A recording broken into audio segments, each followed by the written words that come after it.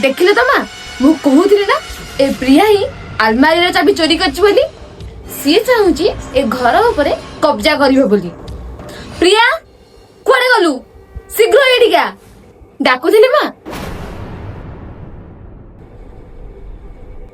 ओहो लागुची आज बोधे रागना टिके बेसी अछि।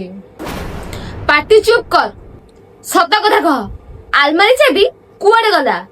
मनु ठीक कहूला तू ही आम घर को भांगी देवा चेष्टा करुचु। माँ अलमारी चाबी कुआडे गला से कथा आपण मिनु बापा को पचारंतु कहीं ना काली रात से चाबी खोली अलमारी गहना चोरी कर वीडियो मो पाखरे अछि।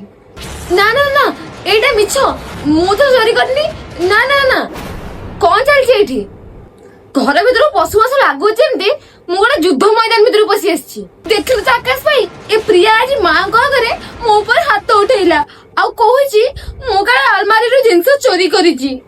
प्रिया मु जानथिली तमे गोटे भलो भौ हेले तमे आज मो भौणी ऊपर मिछ अभियोग लगाउछ ए कथा मु केबे तम पाखरे आशा करनथिली।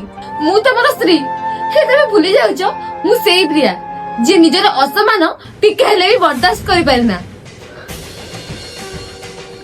ए देखो आकाश तमर सेई आदर्श भौणी जी काली रात रे अलमारी सुना गहना चोरी करथुला।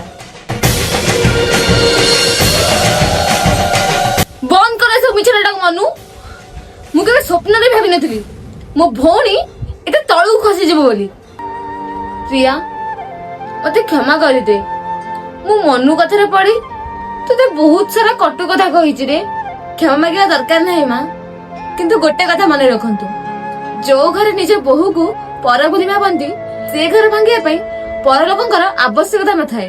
आज जर ए घर चाबी काटी कहा पाखा रहयो मु कथा जानिनी किंतु ए घर समान परे टिके ले आंगुठी उठिले मु सेटा जमा बर्दाश्त करि परिबिनी।